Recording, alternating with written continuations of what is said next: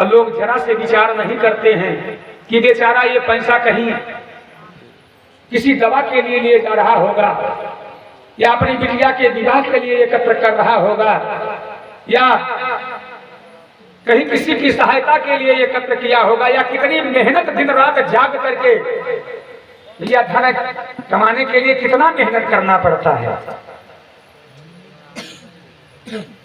लेकिन ये जो चोर हैं, ये जो डाकू हैं, ये लूटने वाले हैं, एक बार विचार करते हैं कि इसने रात दिन कितना मेहनत करके कमाया होगा, रात को सोया नहीं होगा।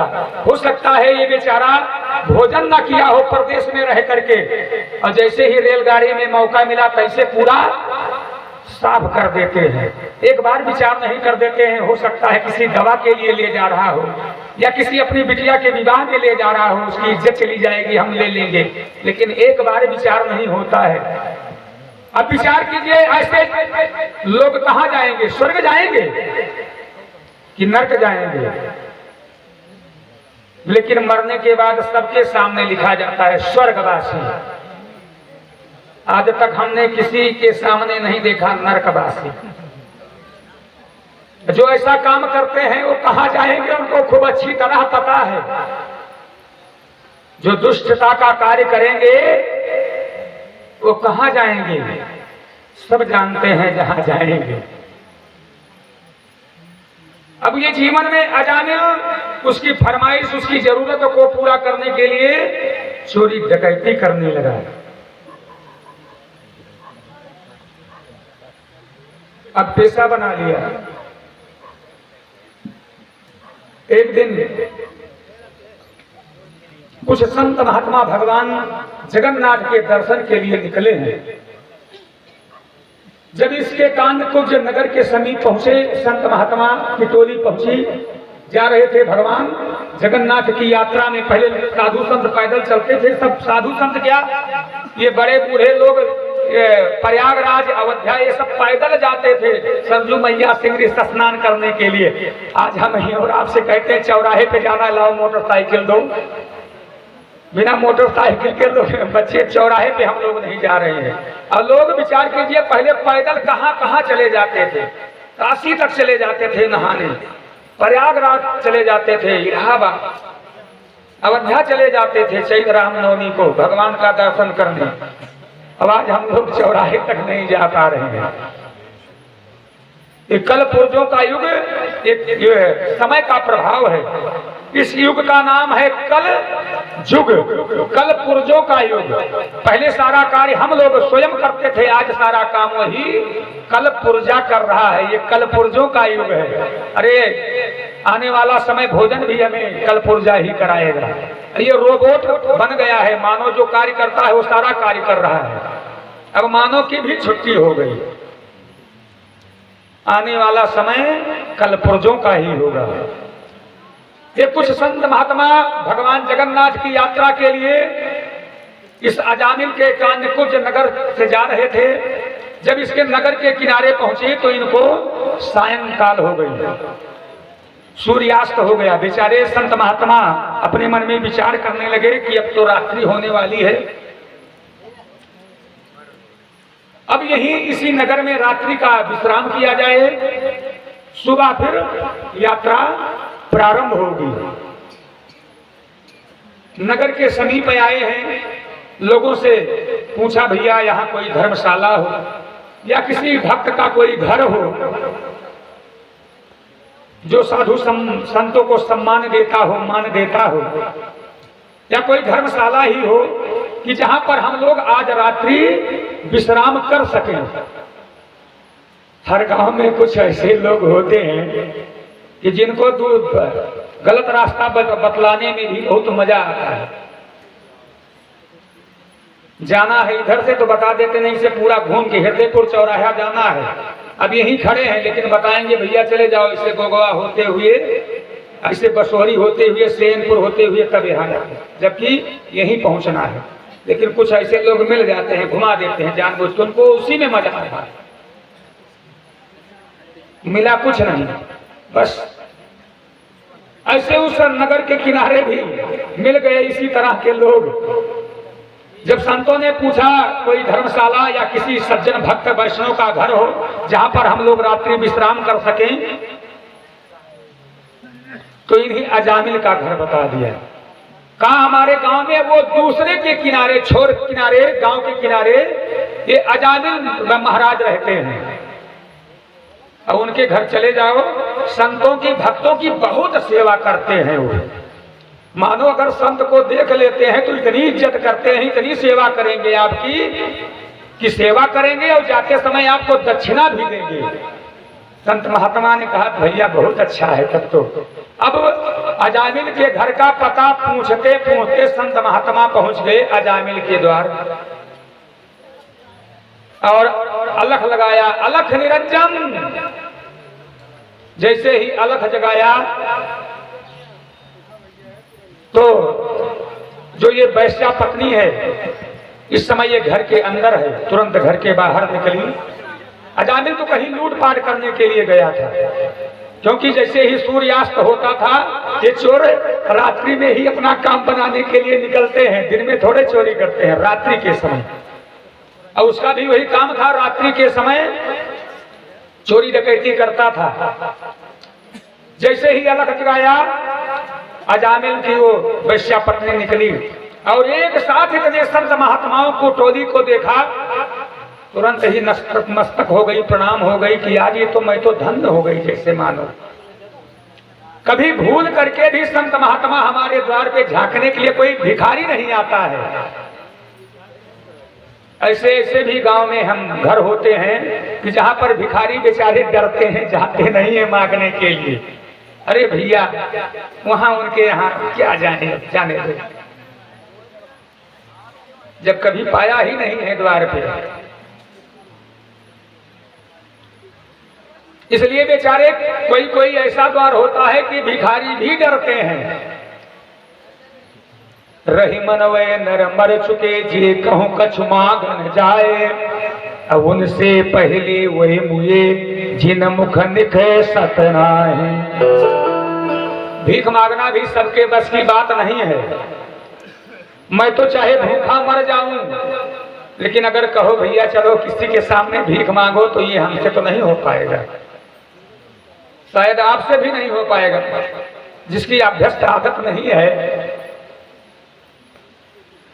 इसलिए अगर कोई द्वार पे आगंतुक आ गया है तो ज्यादा ना सही, जो भी कुछ है, लेकिन आजकल की विडंबना है ये लोग अपना धंधा बना चुके हैं, धर्म को भी नहीं छोड़ा है। ये भी इनके ऊपर भी कलयुग सवार हो गए हैं। ले आते हैं हम आपसे मांग करके और ले जा करके चौराहे पर बेच करके और उससे सारे व्यभिचार करते हैं।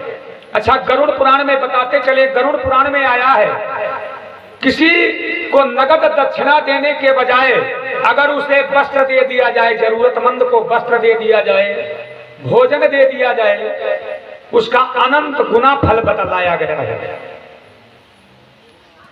अब अगर नगद दक्षिणा आप दे रहे हैं, जो आप दान कर रहे हैं, दान हमेशा सुपात्र को करें, जो उस दान का अधिकारी हो, जिससे उस दान की जरूरत हो। और नहीं तो अगर आपका दिया हुआ वह दान कहीं ऐसे स्थान पे लगा जहां पे पापाचार, अधर्म काम हुआ, पाप का काम हुआ, तो आपके दिए हुए उस पैसे में आप भी भागीदार बनेंगे।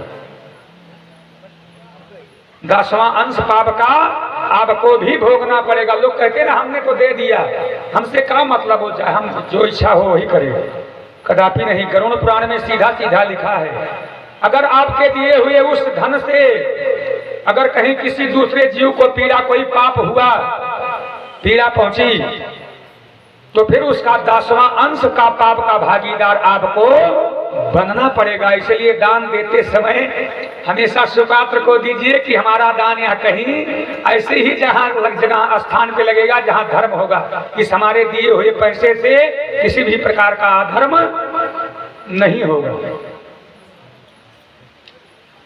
पहुंच गए हैं अजामिल के द्वार पर ये संत महात्मा की टोली। देखा है कि आज तक तो भिखारी मारे हमारे पति देवता के डर के मारे नहीं आते हैं, आज तो भगवान ने कृपा किया है हमारे ऊपर, लगता है।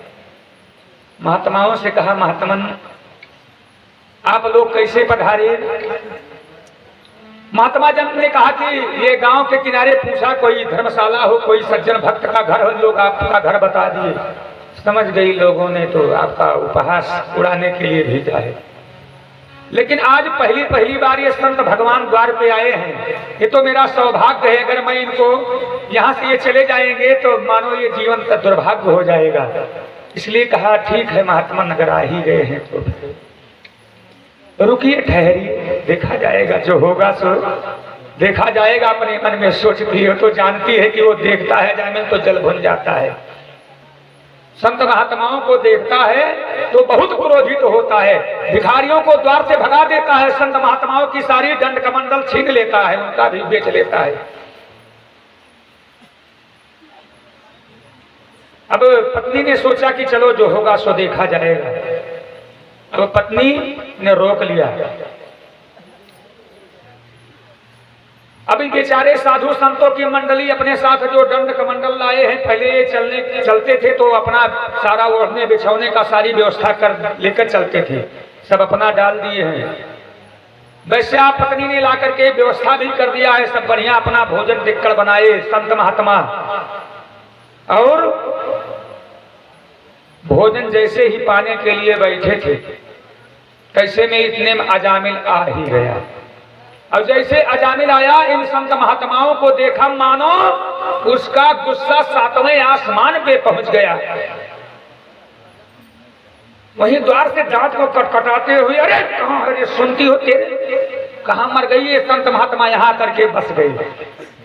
बेचारी पत्नी डरती हुई किसी तरह से आई, हाथ जोड़े हुए, मुंह पे हाथ रखकर शांत रही। घर में चले, अभी सब बताती हूँ, घर में चली। हाथ पकड़ के घर में ले गई, समझाया कि ये संत महात्मा है, ये भगवान जगन्नाथ की यात्रा के लिए जा रहे थे, अब द्वार पे रुके हैं, कोई अपनी जमीन तो खोद के ले जाने की नहीं, रात भर की बात है, ये सुबह फिर चले जाएंगे।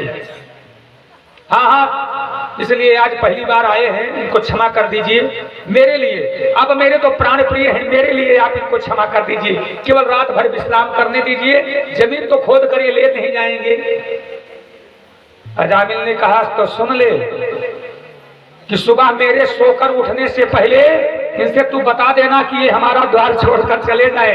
अब अगर कहीं मिल गए, हमारे सोने के उठने के बाद अगर कहीं द्वार पे मिल गए तो इनका जितना है ये सब कमली उमली बचेगा नहीं, ये कमंडल सब छीन दूंगा मैं इनका। कहे आप शांत रहिए, सो जाइए, आप चिंता मत कीजिए। उसके लिए भोजन व्यवस्था कर दिया, सुंदर व्यवस्था कर दिया। अब इधर महात्मा जन बेचारे सब सुन रहे हैं, सारा माजरा समझ गए हैं। और जैसे ही ध्यान लगाया संत महात्माओं ने कि भगवान नारायण आपके दर्शन के लिए चले थे और आपने हमको ये कहां कैसे स्थान पे रुकवा दिया, सारा माजरा समझ गए। अरे ये तो सत्संग का असर है इसके ऊपर। इसलिए महात्मा जन ने सोचा कि सत्संग का असर है तो हम लोग महात्मा है तो कुछ अपना भी असर होना चाहिए। और उसके द्वार पर भोजन के उपरांत संत महात्माओं ने भजन प्रारंभ कर दिया कि जीवन है बेकार, जीवन है बेकार, भजन करो दुनिया में, जीवन है बेकार, भजन करो दुनिया में, जीवन है बेकार, भजन करो दुनिया में, जीवन है बेकार, भजन करो दुनिया में, भजन करो दुनिया में, भजन करो दुनिया में, भजन करो दुनिया में, भजन करो दुनिया में। झूठा है संसार, भजन करो दुनिया में, झूठा है संसार, भजन करो दुनिया में। अंदर अजामिल लेटा हुआ है, विचार करना, ध्यान देना। अंदर अजामिल लेटा हुआ है, इधर अपने अपने वाद्य यंत्र को संत महात्मा उठाए और भजन शुरू कर दिया। उनका तो काम है भोजन के बाद भजन करना, भजन शुरू कर दिया है। अब यह भजन के शब्द जो है, अब जब भजन होगा तो ये दूर, पता नहीं कितनी दूर तक ये आवाज जा रही है।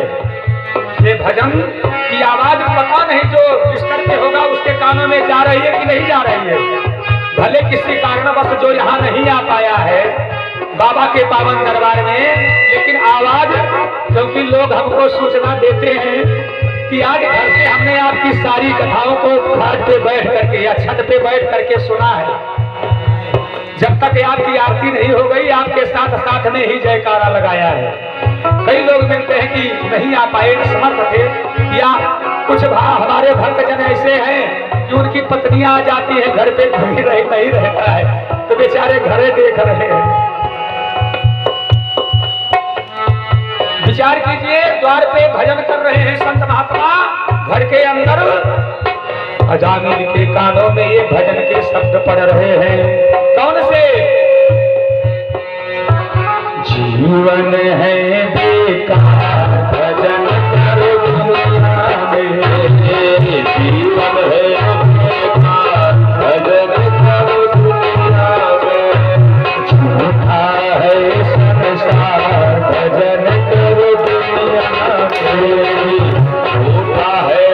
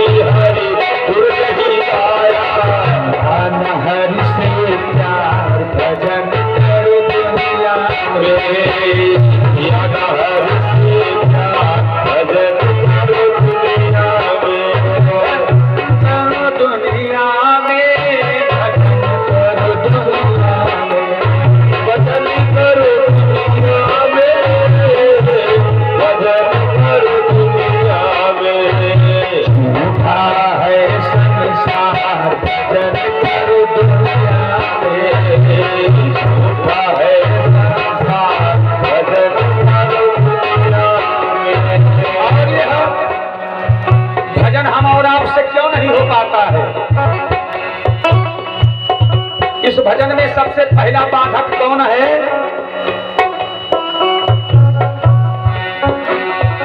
माया ने तुझको बहकाया, माया ने तुझे बहकाया, माया ने तुझको बहकाया, माया ने तुझको बहकाया, चले तेरी काया, चलेगी तेरी माया, बनता होशियार भजन करो दुनिया में।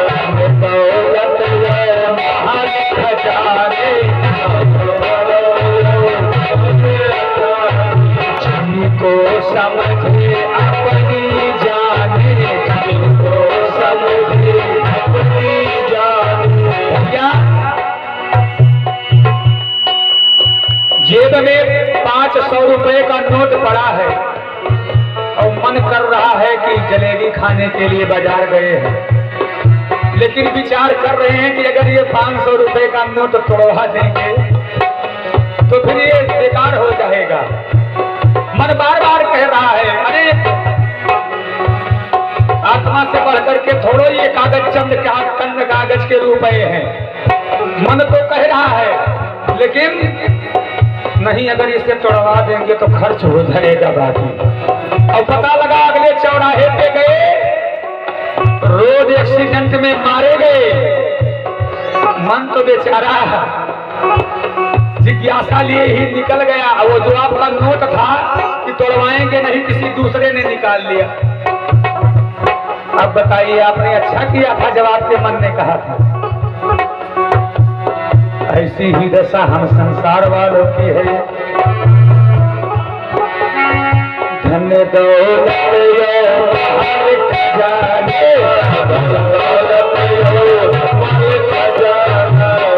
को समझे अपनी जाने, अपनी जाने आगे कहा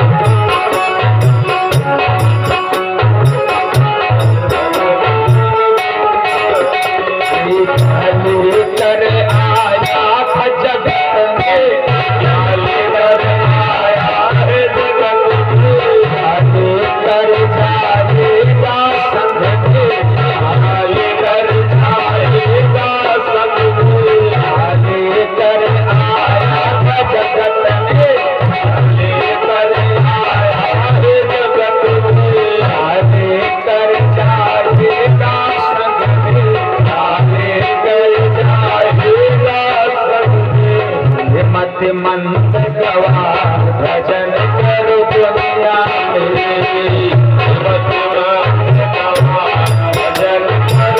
दुनिया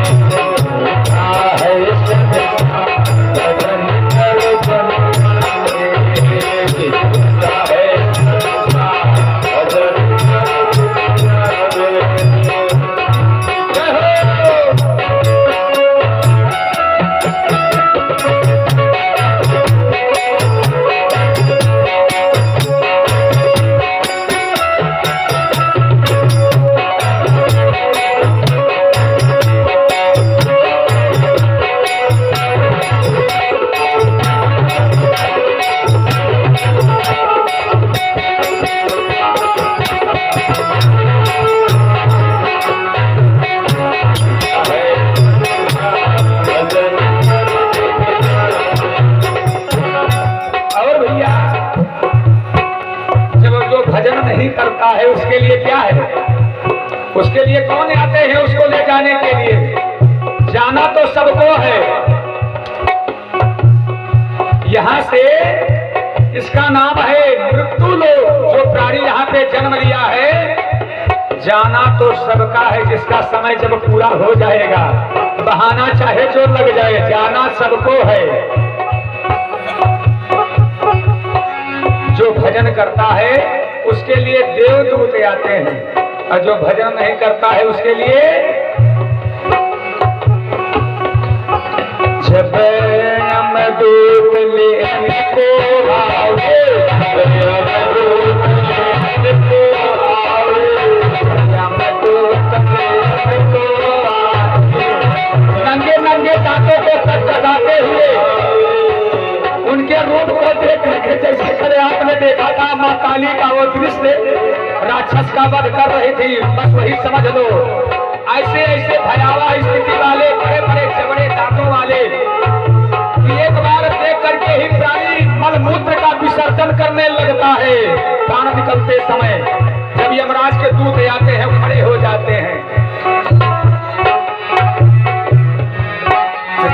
जब यमदूत लेने को आए, यमदूत लेने को आए, के हाथ लाए, के हाथ लाए, करारी माँ भजन कर दुनिया में, बड़ी करारी माँ भजन कर दुनिया में, है संसार भजन कर दुनिया में, भजन कर दुनिया में।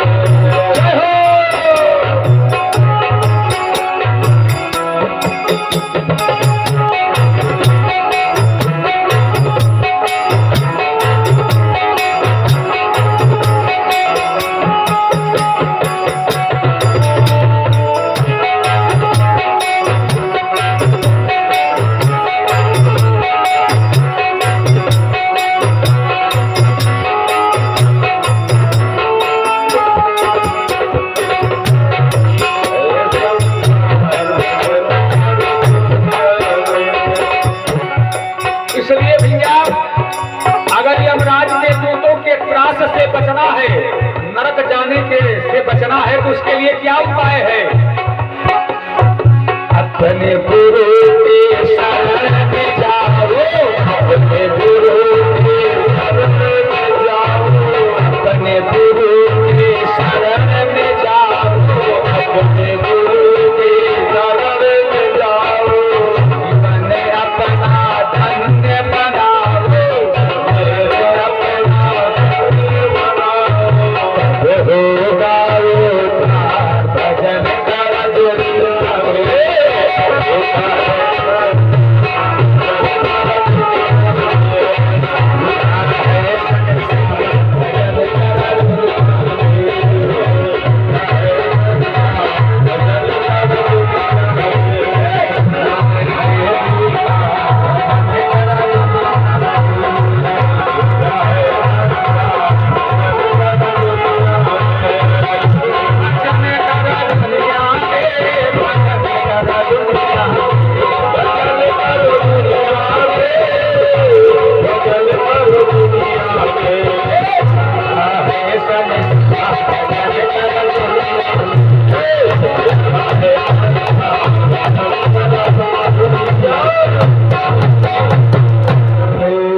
गोविंद भगवान की जय हो। श्रीमद् भागवत महापुराण की जय हो। और भर बाबा चौधरी बाबा की जय हो।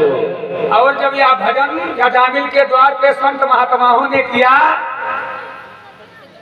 बिनु सत्संग अरे विवेक न होई, बिनु सत्संग हर विवेक न होई, राम कृपा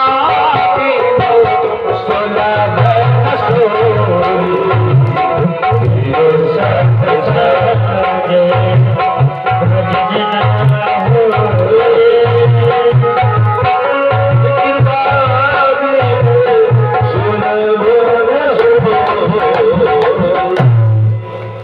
सत्संग का बहुत असर होता है। जैसे ही द्वार पे भजन किए, भजन को उसने सुना, उसके वो पूर्व जन्म के मानो या जो बचपन के जो गुण थे वो जागृत हो गया है। अब तक किसका संग मिला था? बुरे लोगों का संग मिला था, बेचारा बिगड़ गया और कुलीन ब्राह्मण के घर में जन्म लिया था, जिसके घर में विद्या अध्ययन हुआ करते थे, पठन पाठन हुआ करता था, दिन रात पूजा हुआ करती थी। लेकिन जब से इस वैश्या पर मोहित होकर के इसको घर लाया, न पूजा न पाठ न देव बंदन न आराधन कुछ नहीं करता था। ये उस वैश्या का संग था कि सब कुछ धर्म छूट गया था। लेकिन आज संत महात्माओं की कृपा हुई है, जैसे संत महात्माओं का सत्संग हुआ द्वार पे, ऐसे उसका जो ज्ञान है, जो विवेक है, वो जागृत हुआ। कितनी भी दुष्ट आत्मा क्यों ना हो, सत्संग में आ जाने से तो मन की निर्मलता हो ही जाती है। भले हम और आप संसार में जाने के बाद तमाम प्रकार के प्रपंचों में उलझ जाते हैं, लेकिन जितनी देर सत्संग में होते हैं, कथाओं में होते हैं, भगवान के आराधन भंजन में होते हैं, क्या घर की याद आ रही है किसी को? उतनी देर के लिए सब हम और आप मगन है भगवान में बड़े। उतना ही तो जैसे यहाँ से हम लोग जाते हैं, जैसे कथा बंद करता हूँ, जैसे चौराहे पे यहाँ वहाँ ये हो गया तो वहाँ वो हो गया तो वहाँ ये लेना था, उनसे वो करना था। लेकिन जितनी देर हम लोग और आप लोगों का संग यहाँ सत्संग होता है, उतनी देर क्या होती है? भगवान के कथा, भगवान के नाम की अविरल या गंगा प्रवाहित होती है। यही हमारे जीवन का सार्थक समय है। मानव जीवन का मूल उद्देश्य यही है। हम लोग प्रत्येक प्राणी माता के गर्भ में, पहले दिन की कथा में हमने वर्णन किया था, प्रत्येक प्राणी गर्भ में भगवान को आश्वासन दिया है, विश्वास दिलाया है कि संसार में मैं खूब आपका भजन करूंगा, दिन रात करूंगा। अब 3 घंटे हो ही नहीं पा रहा है, कथा सुनने बैठ नहीं पा रहे हो, तो रात दिन कैसे हो पाएगा? वह भी यदा कदा बराबर तो हमेशा तो होने वाली नहीं, कभी कभी होती है, वर्ष में एक ही बार होती है। उसमें भी लोग समय नहीं निकाल पाते हैं। कल कल कल कल करते करते काल के गाल में ही चले जाते हैं हम और आप। सत्संग का असर हुआ, वह आ गया द्वार पे, महात्माओं से कहा कि आज तो आपने हमारी आंखें खोल दी।